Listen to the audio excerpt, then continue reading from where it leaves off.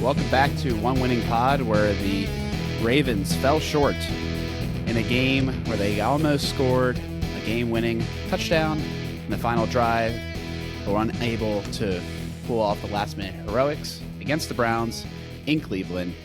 First game with Ken Dorsey calling the plays. First game with Jameis Winston starting this year. And the third game that the Ravens have lost this year. And the second of which was against an opponent they really felt they should beat. Very disappointing loss. How are we feeling, boys?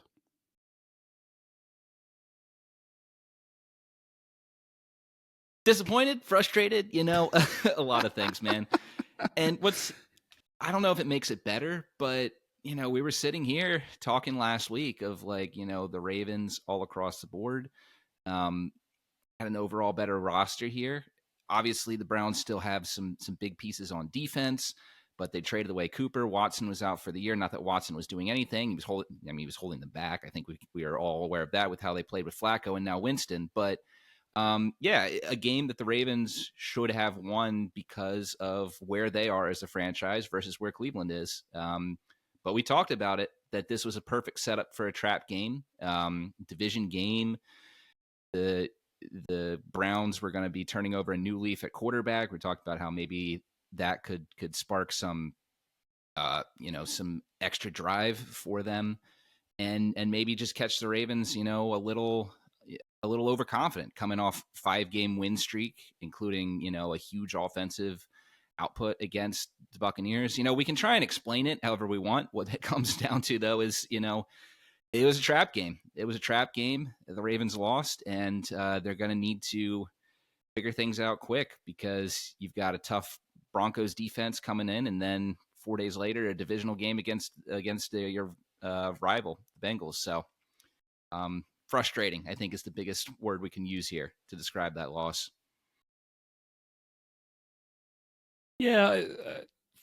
Frustrating. I think. I would agree with that one. I do feel like, at least for myself, like I'm trying to temper expectations a little bit, and that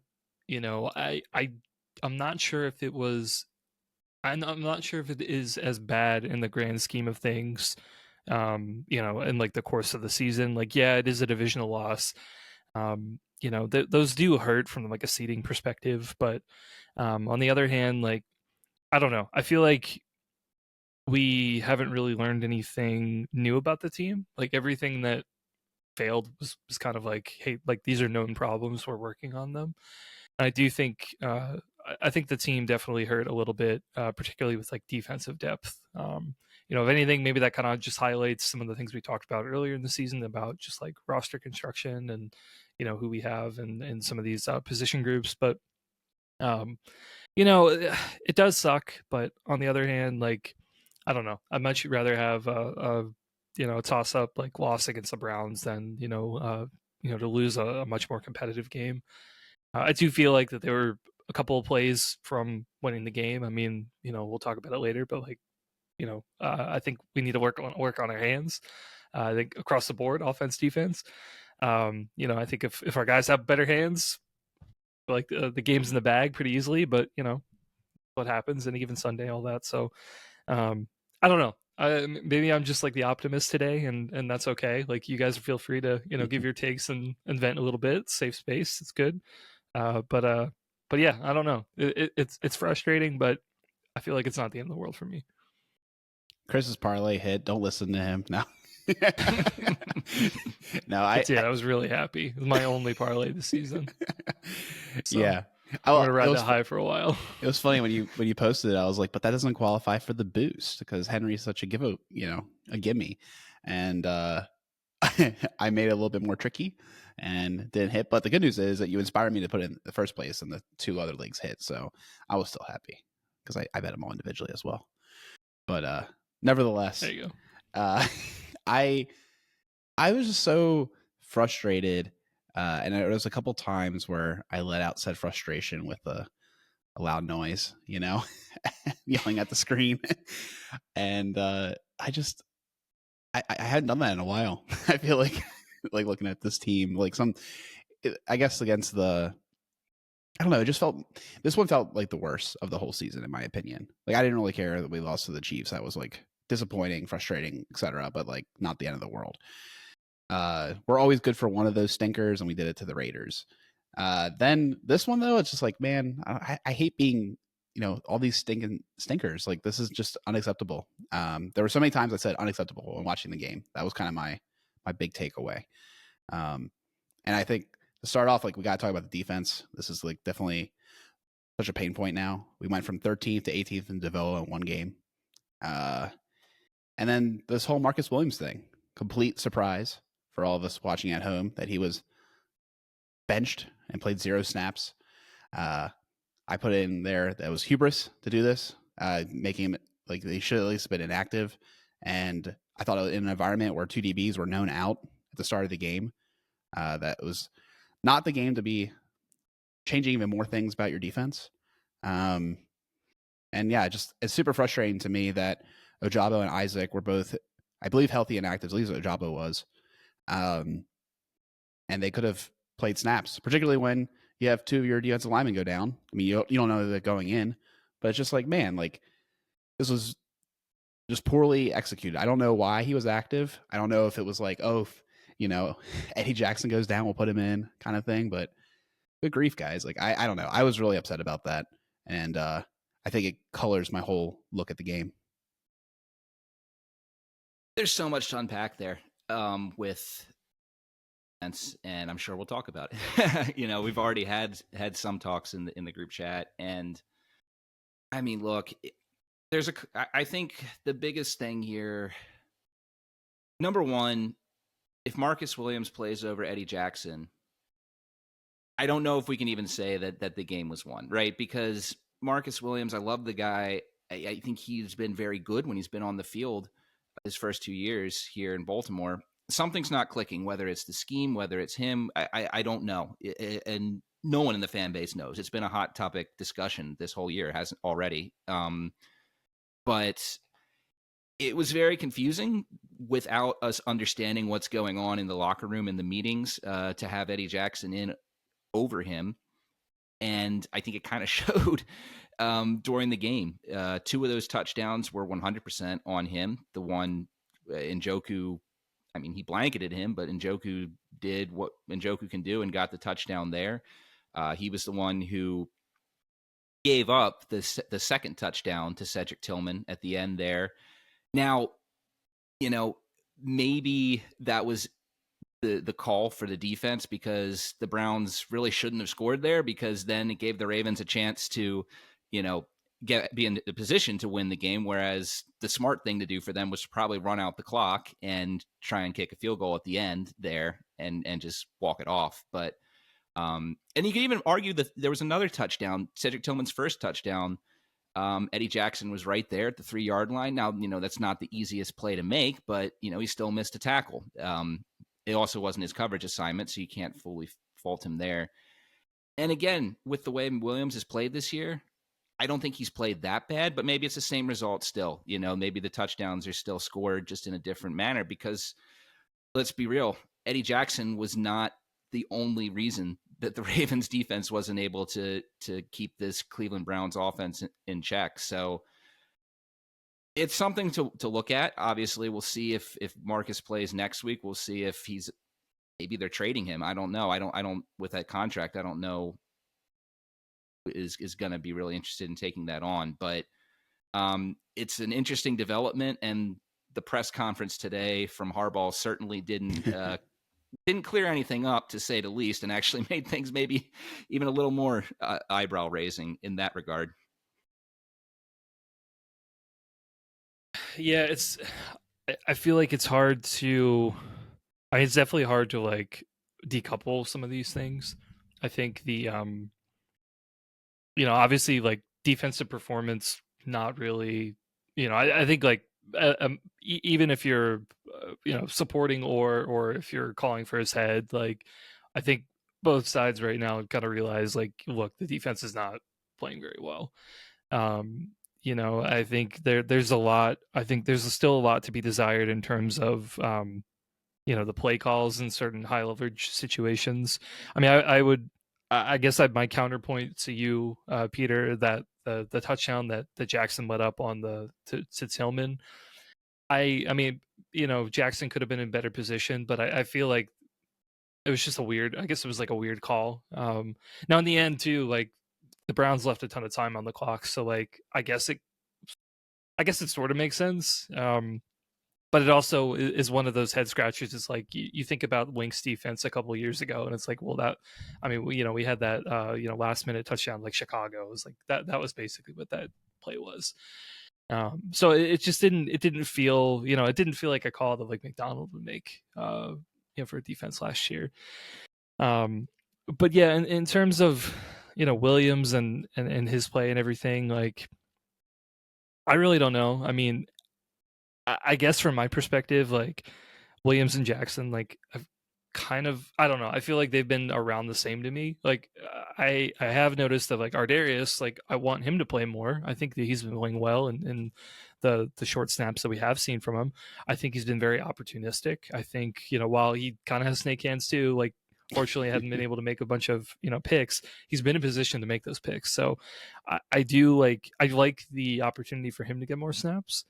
The one thing in my head that I guess I was pleased to see from Eddie Jackson is that I think there were like 2 or 3 plays that he was in position to make a pick, and unfortunately they didn't come up with any of them. But what I did like to see is that he was in position to make them, and honestly, like if you flip a coin and next game like he has like a pick or two, like that's awesome. Like that's a huge play the defense needs to make, and at least from what I was seeing this season from like Williams, like I hadn't really seen that. I feel like he was always sort of out of position or kind of like, standing, a couple yards like away from a guy. So in terms of like that and positioning, like I feel like there was an improvement there, but I do agree with you that like at the end of the day, look, the plays weren't made and there were touchdowns given up and those aren't acceptable either. So there's, we're left with more questions than answers for sure.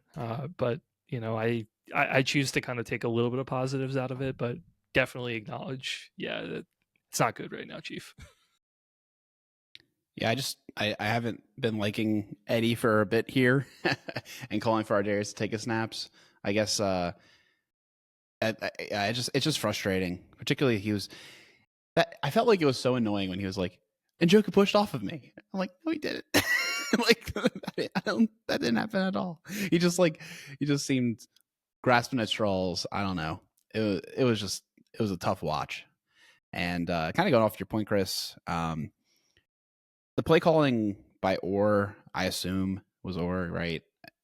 I thought it was suspect. Like this is starting to really be a red alert for me.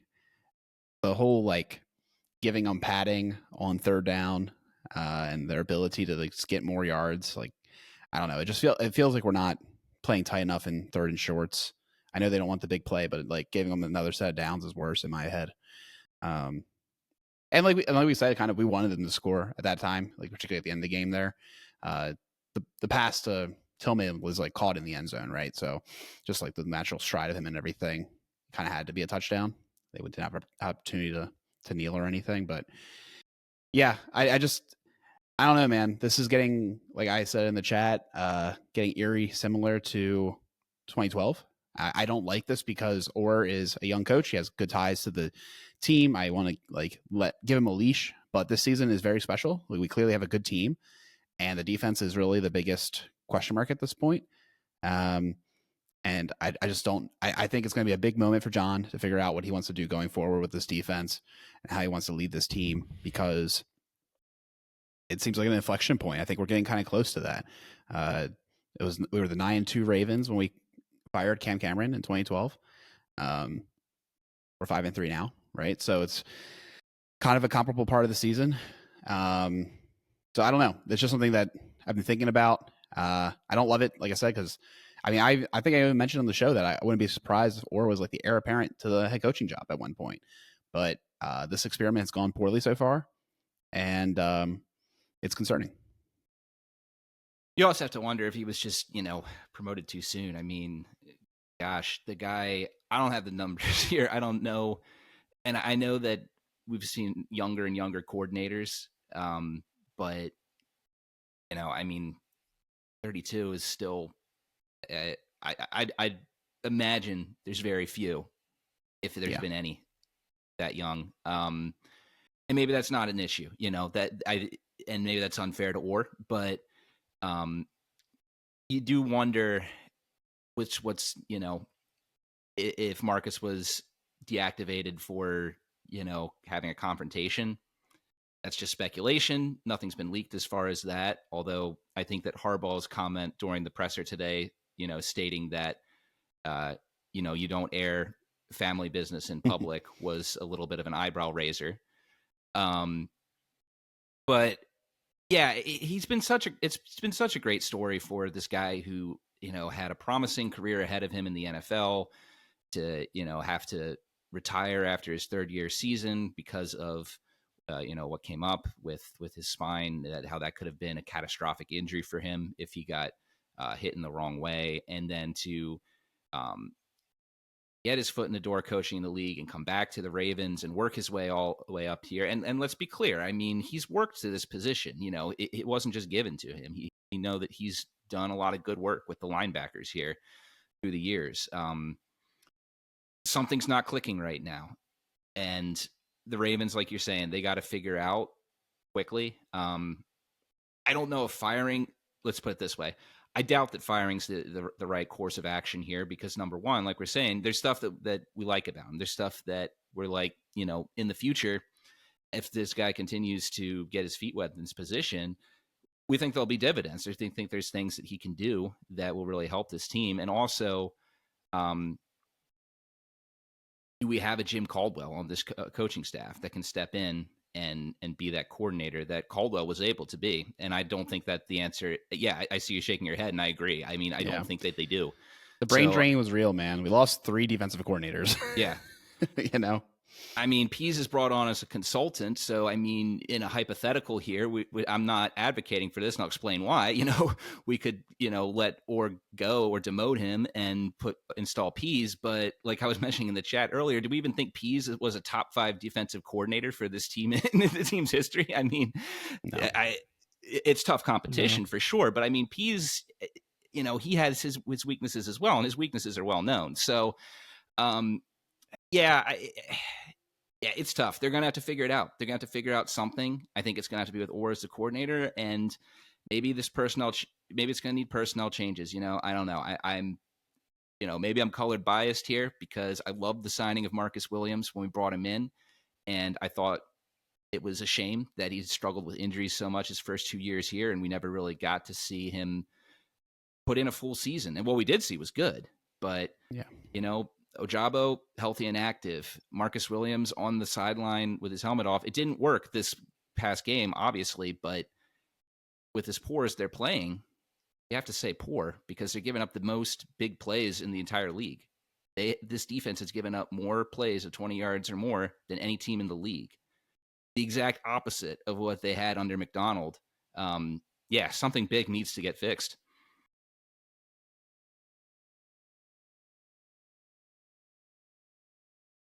But I do think that there are some. Oh, sorry, Chris. You can go. No, I was trying to figure out where to transition from there. It was just like, on one hand, Alec, you kind of brought up the point of like the brain drain and like, it's hard to make excuses because something does need to change, it needs to get better. But like, you have to wonder if like there's so many coaches on that side of the ball that have now left to go on to other places, and just a lot of turnover there. I feel like Chuck Smith is probably the only significant guy that I remember from the staff last year. And I mean, you look at him, he only has 3 years of coaching experience. Yeah, so I don't know about he's also that. a young guy as well. Yeah, he's like the pass rush guru, and that's like it's one of those like funny things, right? Like you get promoted till you fail, right? And I'm not saying that Zach Orr can't like do better and like grow. It's tough for him. McDonald had a whole season calling plays in Michigan, then got promoted, struggled a bit in the beginning of the season, and then got it figured out near the end. Yeah. Well, he didn't get that. So we're going through the collegiate experience in the pros. The high pressure job. It's kind of the classic thing we were talking about with Anthony Richardson. It's like Joe Flacco's leading that team better right now for the Colts than AR is, but like AR is hopefully the future, and you got to go through those lumps. He's 22 years old. Like, what do you do? It's a little bit different though, because I don't think anyone thought the Colts would win the Super Bowl this year, but this team could. Yeah, they're not Joe Flacco renaissance away from the Super Bowl. That's right. Yeah, it's like, okay, they put a better product on the field potentially in the short term, but at what cost to the long-term development, right? It's not quite the same thing here, and it's challenging. So another thing that was tough about this defense is they're not generating pass rush. They only got 2 sacks in this game. Hamilton did force a fumble. It was a huge play in the game, one of them. But otherwise, we're not getting home. Winston had time to throw the ball. I don't know if this is an improvement of the offensive line, which we kind of discussed in the preview was underperforming this year. But, they stepped up a bit in this game. So I don't know, man. And that kind of goes back to, you have 2 pass rushers on the bench, right, that you didn't have activated that might be able to give you some juice. I'm not saying that they have been giving you juice yet, but I don't know, man. It's just really tough watching this and, just thinking to myself, like, man, I guess also with the safety thing, like with Eddie Jackson, it's like, okay, well, we don't trust Braid at all. We don't trust, Kane at all to play any safety snaps. Like, they're not playing defensive snaps, right? So not great. What are we doing here? So I just, I don't know. I really hope it clears up because the personnel are there. We feel like we have good personnel. And yeah, I guess JAD, he played the whole game, 100% of the snaps. Wasn't awful. Definitely better than he has been in the past. But boy, Wiggins and Marlowe, please get back soon. We could really use you. Even though the weapons aren't the best for Denver, we weren't saying too much excellent things about Judy and Tillman going into this game, and they got theirs. Oh, we'll get to the Denver preview. I think the Denver Broncos have better weapons than the Browns had on Sunday. So, it doesn't necessarily get easier. And I have big opinions about that game when we get to that. But yeah, I mean, I do think it is worth highlighting the players who are playing well, because look, you got to build around something. And I mean, Kyle Van Noy he had a sack in the game, and I think he continues to be one of the few who has been, providing consistent pressure this entire season. Owe was kind of invisible this game, which is frustrating because he had a good game against the Bucs and has mostly had a good year, but there has been his stretches where he hasn't. Kyle Hamilton right now is the defensive MVP. What more can Kyle Hamilton do for this defense except for hold on to what could have been the game? I'm going to call it the game-stealing interception because, man, would it have not felt like a win. The game-stealing interception that would have allowed the Ravens to have gotten out there with a win. Yeah, I mean, you could tell on the sideline he was really upset about that. But, man, has this man been doing everything in this secondary, along with Marlon Humphrey. I think Marlon Humphrey's having a great year as well. Mm-hmm.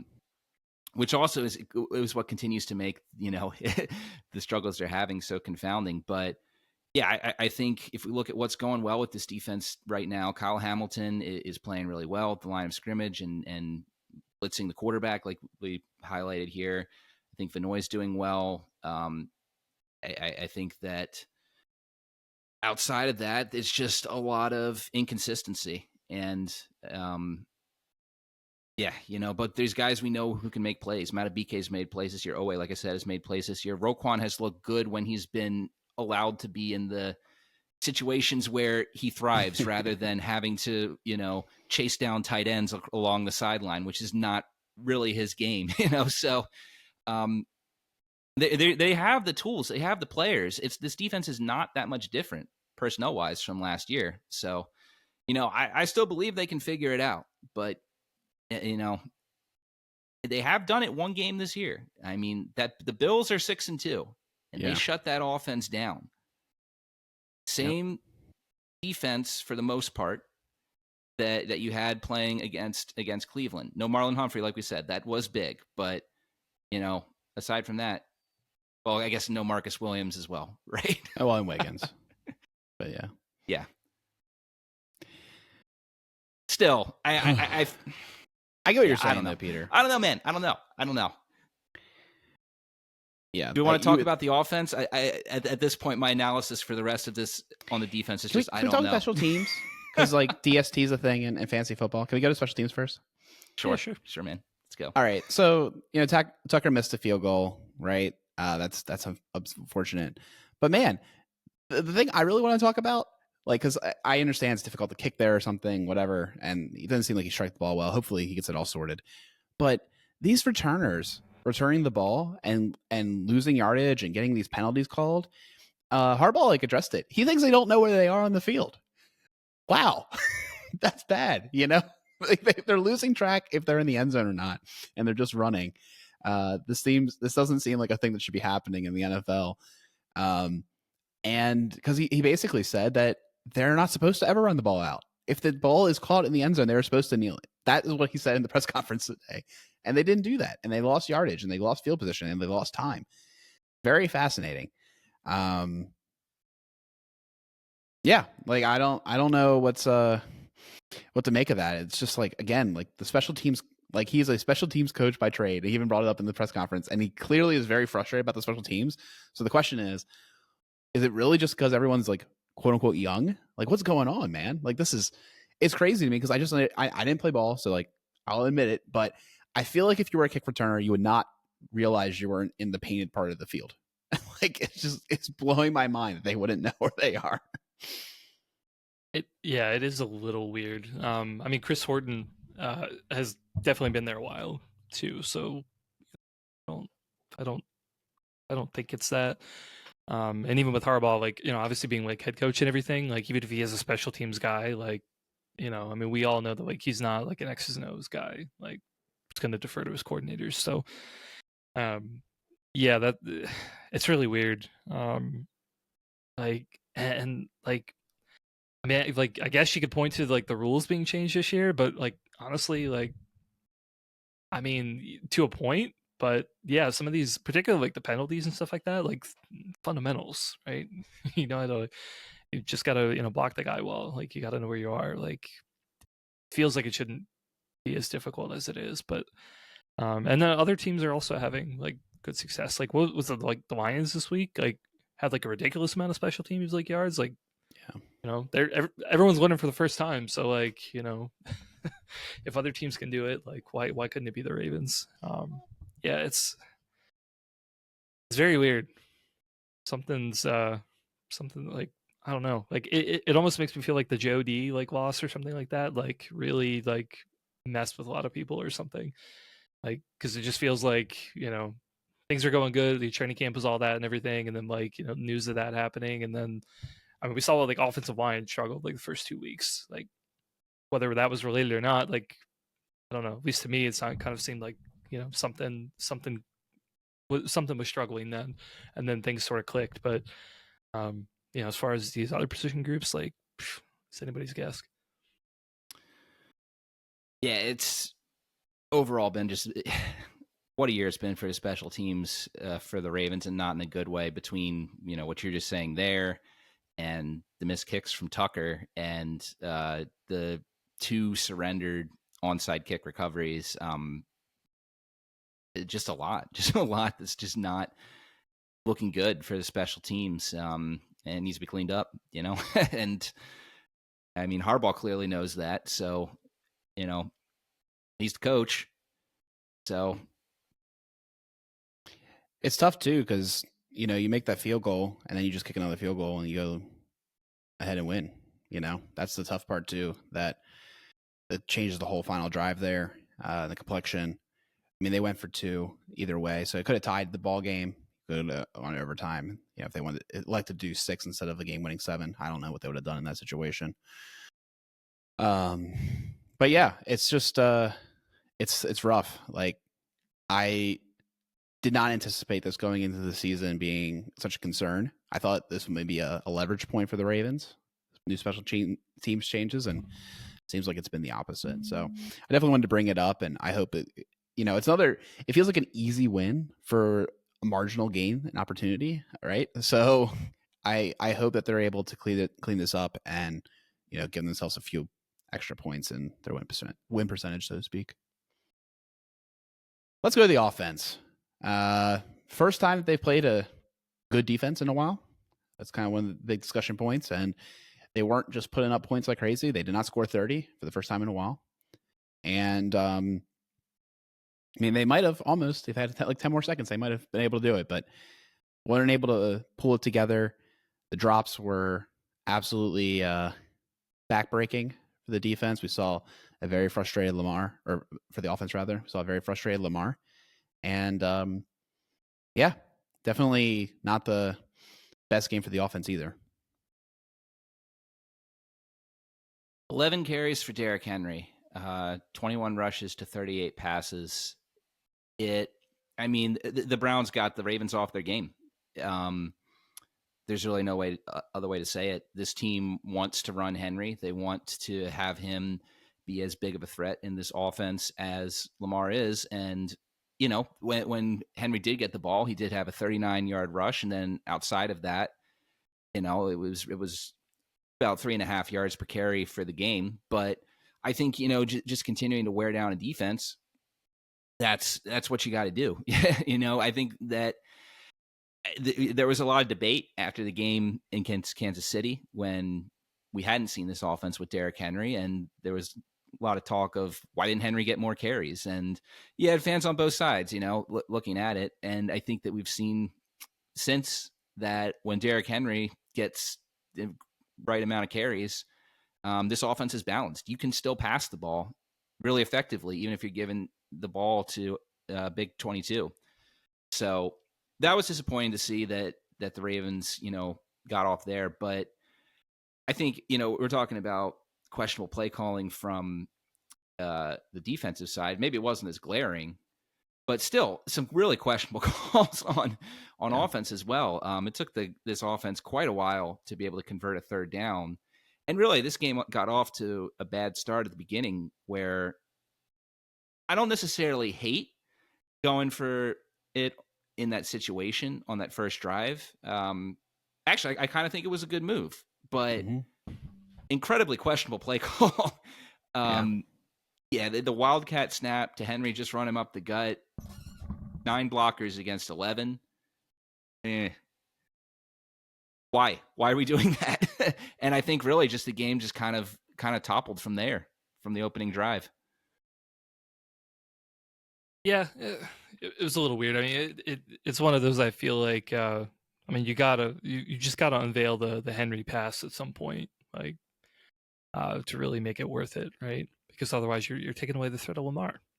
So, you know, I mean, and that's like that's the main reason why this offense works the way it does, is that you have Henry and Lamar back there. So yeah, I mean, I think that was definitely a problem. Yeah, the third down conversion rate, not so good. It's definitely something that you want to see a little bit better. I mean, you know, I hate to say it, but credit to the Browns. Like, you know, they always seem to play us really tough. I think they try to match our physicality. You know, you could see it from their body language too. Like, you know, they make big stops. They get, you know, they were getting all hyped.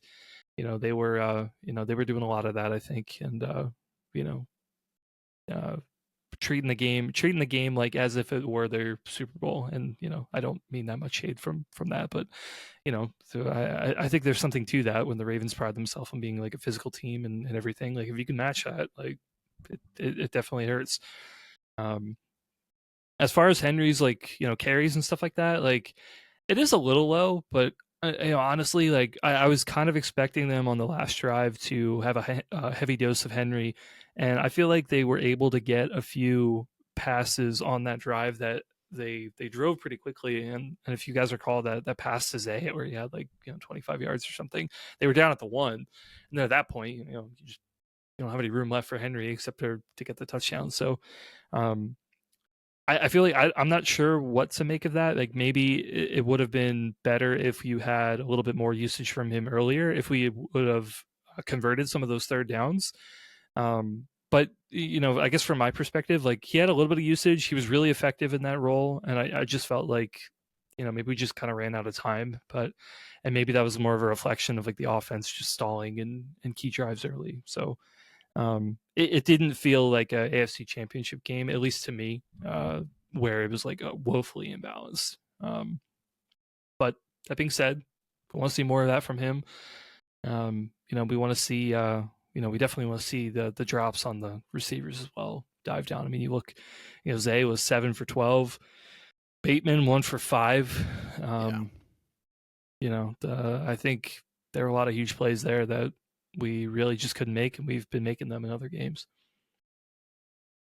Truly. You mentioned the third downs. At some point in the game, we had 0 third down conversions. That's not a way to win, right? It's not a way to have a productive offense and score points. So that's something that they'll definitely know. Peter, I agree with you with the play calling. Don't understand the Wildcat play whatsoever. Lamar is a threat in the backfield. It really improves your chances of getting a yard, in my opinion, every single time. So him being like a wide receiver on that play didn't make any sense.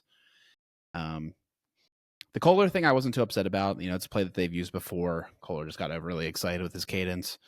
That wasn't, I wasn't too upset about all of that as much as some other people. I get it. There's it's cute. They're trying to get cute.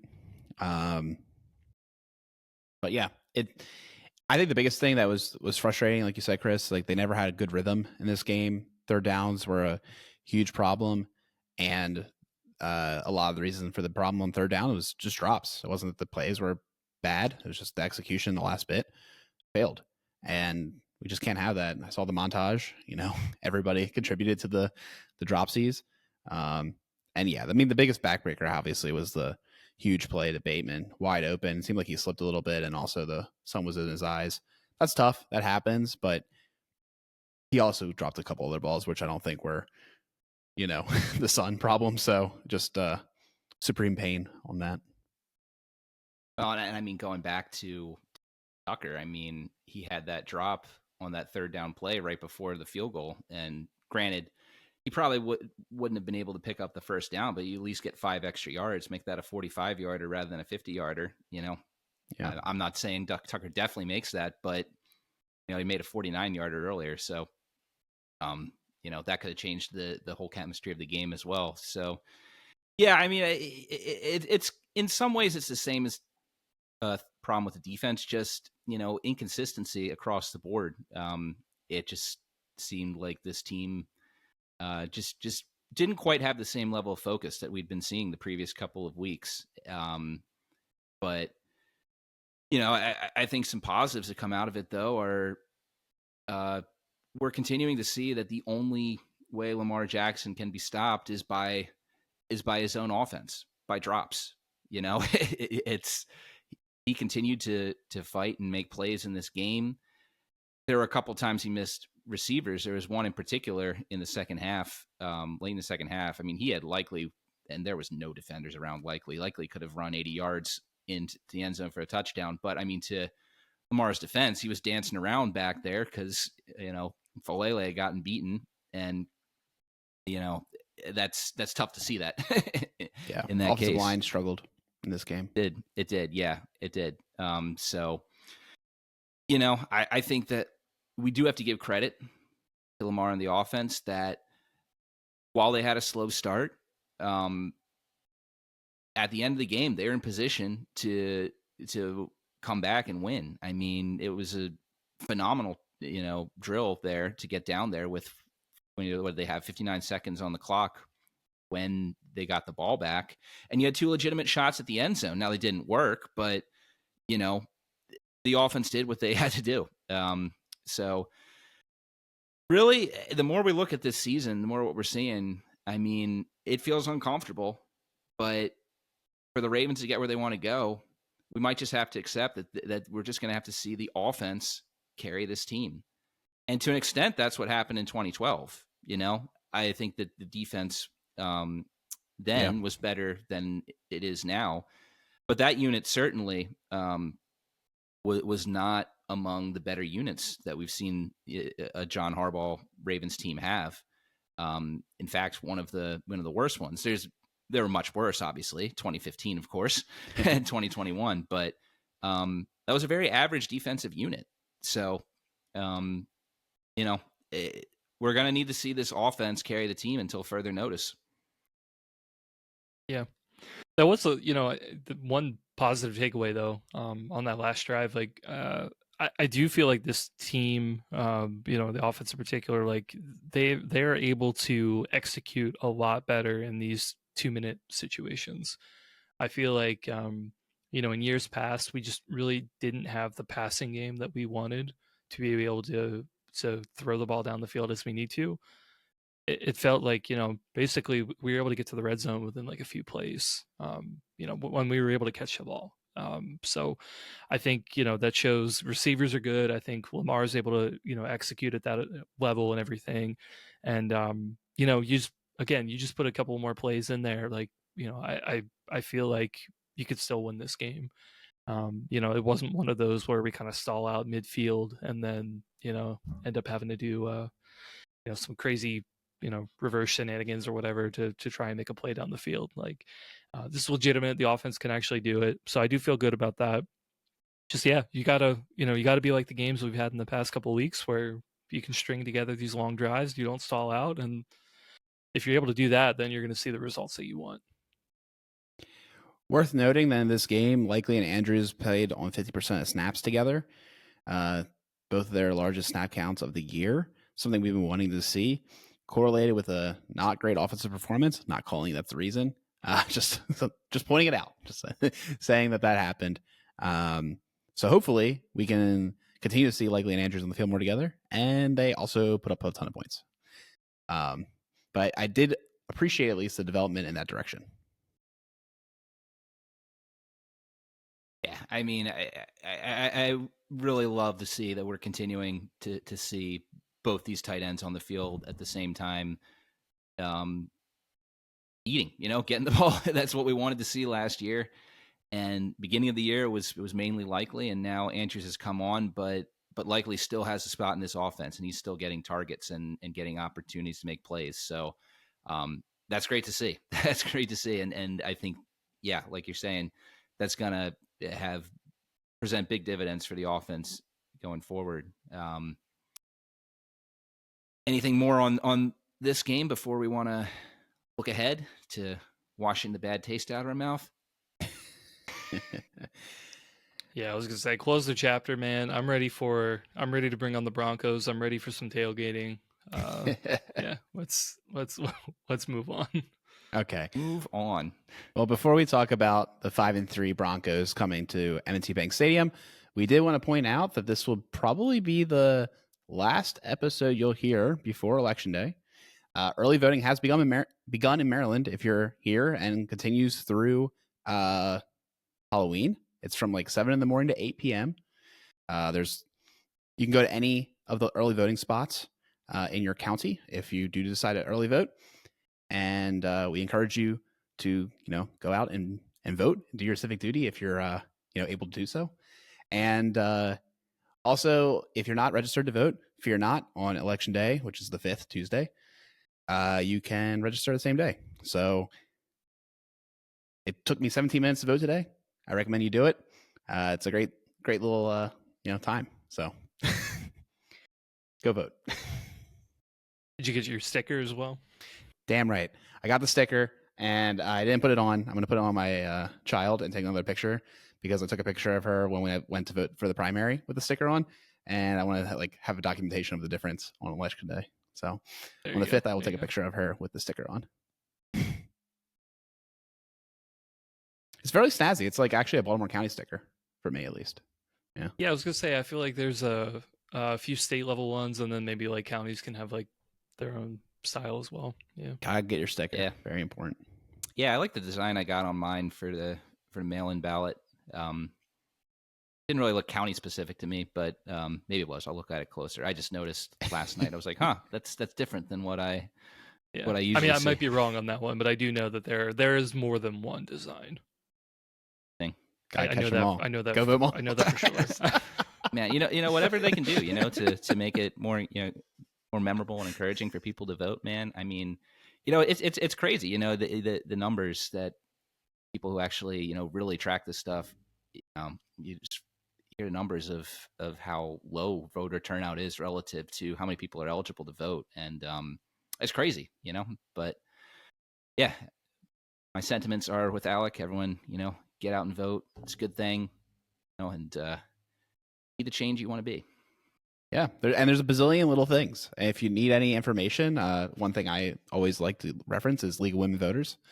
They offer the same questions to all the people, and you can read that and learn more about candidates if you're like, who are these random judges in my area? Things of that nature.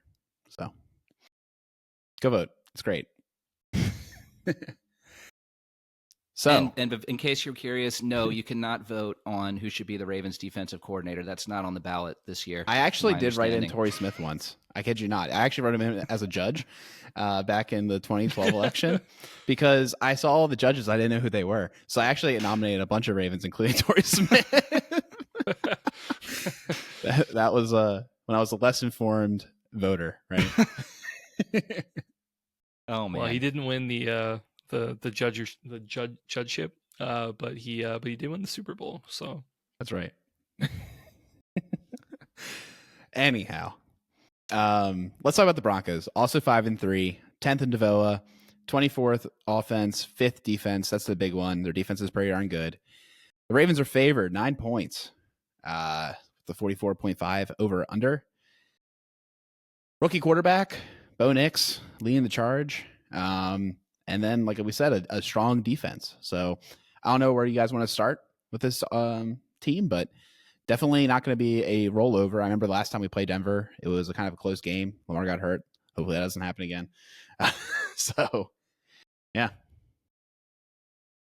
All I know is that 9-point differential just feels insane. I mean, this Broncos team, man, I have been very impressed with them.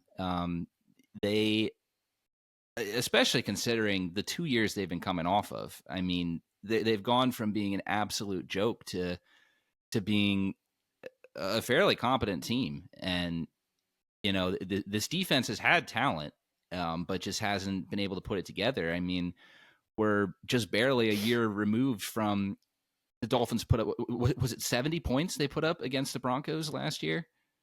Oh, man. Or was that 2 years ago? There was a game recently where the Broncos maybe 2 years ago got demolished by the Dolphins. Is A-Chain a second or third year player? He's a second year player. No, it was last year. Yeah. Was it last year? It was last year then, right? That was one of his big games. Yeah. So, I mean, this team's had a big turnaround, and their offense, I think, first 4 games of the season, Nix looked very much like a rookie, and I think he still does, but he's had a lot more success in the past 4 games. I mean, you look at this first 4 games, he had 3 total touchdowns to 4 interceptions. Past 4, 9 total touchdowns to just 1 interception. The Broncos are 3-1 over their last 4 versus 2-2 to start the year. They're starting to figure things out. I don't know what their ceiling is. I don't know if this is a team that, they seem to me like a team that if they make the playoffs, they're out in the first game they play. If you're asking me right now, but Nix, it was Carolina, but he had a 4 touchdown game this past weekend, 3 through the air, 1 on the ground. Looked very comfortable. It's going to be a lot of play action, a lot of bootleg. Sean Payton really likes quarterbacks who can do that. In the draft process, a lot of analysis were saying this was a perfect marriage between Sean Payton and what he likes to do with Bo Nix's skill set. And we're seeing it come to fruition. So this is a game where if the Ravens play similar defense than they did against Cleveland, it could be tight. Yeah, I mean, I've liked what I've been seeing with him. I mean, especially for a rookie quarterback, it's going to start week 1. Like, look, you're going to have a little bit rough first couple of games, but I agree, he's continued to get better. I feel like it's especially nowadays with just the expectations of rookie quarterbacks coming in and like producing right away, like it can be really difficult. Like if you're not immediately playing really well, like akin like a Jaden Daniels or somebody like that. But yeah, Nix has been playing pretty well. I think it helps that obviously you pair him with a really good defense and you pair him with some some pretty good skill position players that they do have there. I think it's a good solid environment for him to develop in. So I do It's going to be really interesting. Obviously, the Ravens coming off the loss to the Browns, like, we're just down. I feel like we just want to win. We want some consistency. So, I feel like the fan base will be happy, but only to a point. It's like we're kind of expecting to beat the Broncos. I know they are 5-3, but you do look at their schedule so far. I think they've beaten a lot of teams that I think most of the league would say are kind of near the bottom. Although they beat Vegas, we didn't beat Vegas, so yeah. It's a duality of being a Ravens fan, I guess, is you have to watch your team lose to some of these bottom feeders. But that being said, I do think the Broncos are a team that the Ravens should be able to beat, especially at home. Don't forget, it's a Ben Powers revenge game. That's important. And their offensive line in general is pretty good. So giving not only Bo Nix time in the pocket, but giving holes to Javonte Williams and Leo McLaughlin. Those are pretty much the two running backs I'd be concerned about. I'm not too much of an estimate truther. And also don't think he's getting too many snaps, all things considered. But I definitely think that is going to be a big thing I want to circle is, can this pass rush get home and get Bo Nix and sack him, right? Or at least, pressure and make him throw a bad throw. Snake hands develop into real hands and they can catch the ball. That's going to be huge. And like Peter alluded to, these skill position weapons are quick and elusive and can, I think, upset you. You got Troy Franklin, their draft pick. He already has the Bo Nix connection. Cortland Sutton, who's I think a favorite of the pod potentially. I think everyone respects Cortland Sutton. Maybe correct me if I'm wrong, but I think we all like his game. Favorite might be a strong word, but he's solid. Marvin Mims is a ghost, and then Devon Vele. I know nothing about him, but he exists. He had a breakout game 2 or 3 weeks ago. Had 80 yards out of nowhere. Yeah, he's there was a 7th round pick for them this year, and physical freak. He's a guy that they're trying to work in, and if he gets the ball, he can leap. He's tall. He can run. But I think also at the same time, I mean, it's still an offense that I think is limited in a sense. This team, the wins that they have had, like you said, they're not against the better teams in the league, and they haven't had to come back. So if the Ravens can get up in this game, I think that's kind of what you want to do in this game. If they let them hang around and keep it close, then you're playing with fire. But if the Ravens are able to get to a 2-score lead, I don't think the Broncos have been able to be in that situation too often this year and fight out of it. I think that's kind of how the Chargers were able to beat them a couple weeks ago. Is they got out to a lead and just kind of held then, and the Broncos struggled a bit from playing from behind. So, it feels like it's gonna be one of those games. Get ahead, hold it. If not, then you're leaving room for a scrappy team to have a chance to go through the open door. Well, I mean, I think it'll be a good game to get back on track in terms of game script for the offense. Have some leaning on the running game and getting Henry going a little bit more, and just letting them try to run over people. I feel like we just talked about with the Browns game, like they struggled with continuing on those drives. Like it's a great chance to be able to get back into that and do what we were doing well the last couple of weeks. So if I were the Ravens, double down on what's working, and I think that should probably be enough to deal with these guys.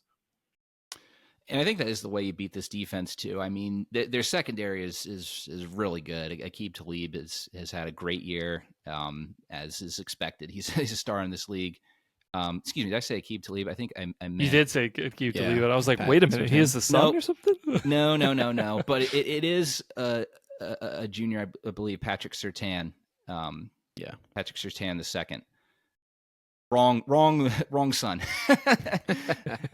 But Pat Surtain the second. I mean, he's he's had a good start to his career. Is his 4th year now. He already has 3 interceptions on the year and 128 return yards. Pretty darn good. And yeah, he's been locked down for them. And yeah, they've got other guys in that secondary who are pretty locked down. But I mean, you can run against this defense, particularly if you're someone like the Ravens who just want to run on volume. You're going to need to run a lot, because they've given up over 100 yards to Kenneth Walker this year. They gave up 90 plus to Dobbins. The teams that are having success running them, they've have to run their running backs a lot. I mean, you look, Walker got his 103 on 20 carries. So if the Ravens, I think you're going to have to commit to the run and give Henry, north of 15. You need to at least get to 15, I think. And that seems to be the key. The teams that have had success against this defense, establishing the run and just not giving up on it, even if you're not getting as big a chunks as, you're getting that we've seen them get against like the Bills and the Bucks. Agreed. Got to avoid the turnovers as well. Been able to generate, like you mentioned, the interceptions, but also force fumbles. So classic, ball control game, run the football, I think would pay dividends against this defense. Yeah, we got to find ways to just continue to improve on cutting back on a lot of these penalties. I feel like even in the Browns game, obviously, we talked about some of the special teams penalties that we had, but even on the offense, right? I think there were several situations where you just ended up getting a holding or, some sort of penalty on the offense kind of set you back in those second, third and longs, and Lamar and, in the offense trying to have to make up for it. And sometimes they were able to make it, but most of the time against the Browns, they just weren't able to do it. So, unfortunately, I wish, on one hand, we could say that it was something like week 1 where we had these phantom illegal formation penalties and things like that were kind of bogus. But no, these are, holding penalties and things that really just need to be cleaned up. So, yeah, we're just, we got to keep getting better in that regard. I feel like the penalty bug still kind of hasn't left this team. Yeah. You can't have false starts at home though, right? You'd think, right? You'd think. Look, we're quiet. We do our best to keep everyone quiet. Hopefully Catherine will be quiet.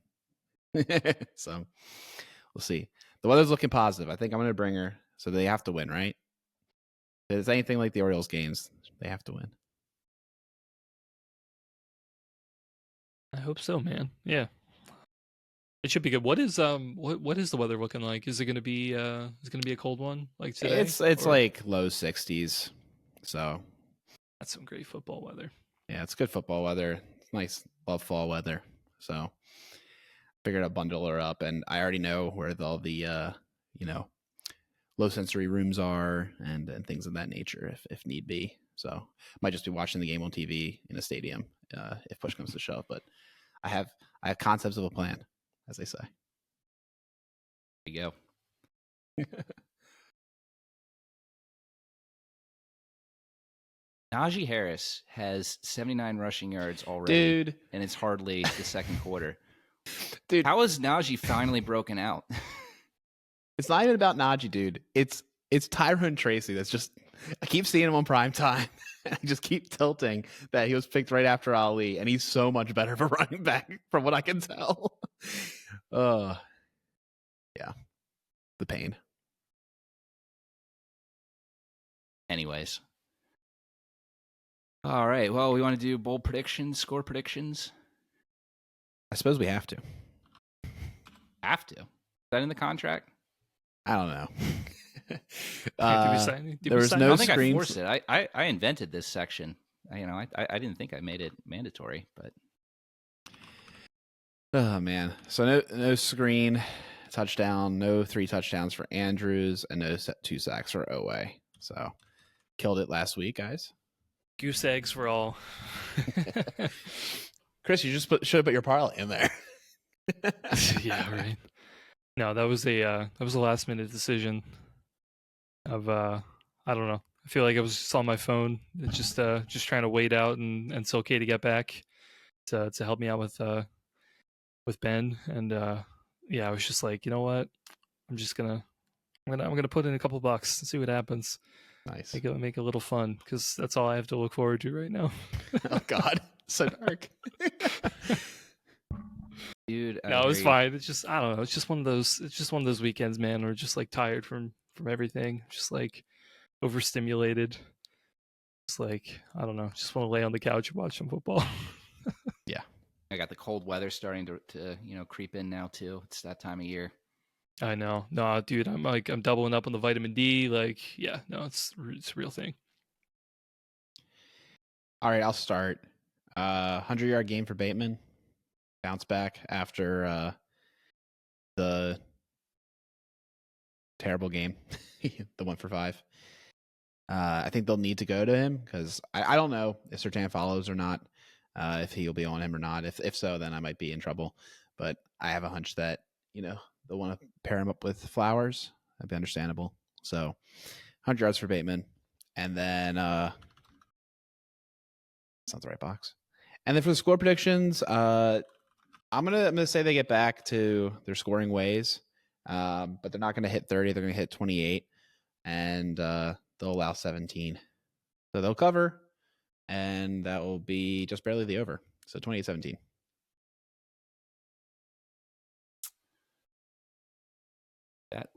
All right. So you said 28 points for the Ravens. Yeah. That, I believe, would barely be a season high surrendered by the Broncos defense. They did give up 26 in week 1, haven't given up more than 23 since. Yeah, this is an interesting game.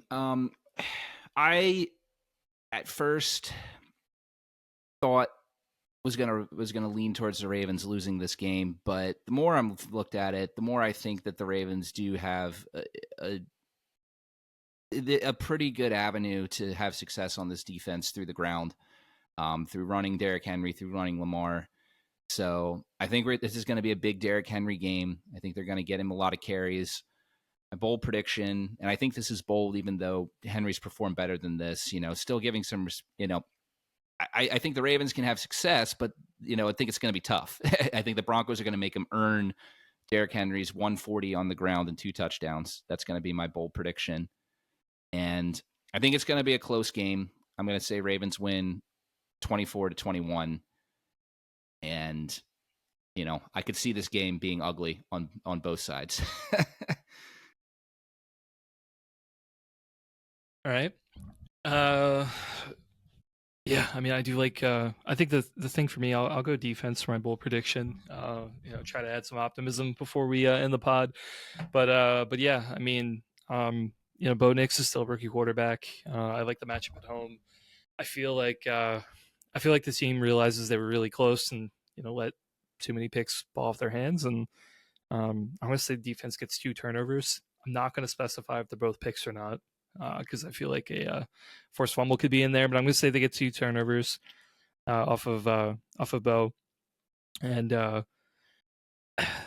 I am a little bit worried about this game just because of the wild card of the defense. But I mean, at the end of the day, like I do feel like this is a game that they can win. So I'm going to say they do. I'm going to say it's Alec. I feel like I'm going to Price is Right you, but I'm going to say like, you know what? I'll say 30, 30-22 Ravens. So they don't cover, but they do put up 30. Nice. Well, there you have it, boys.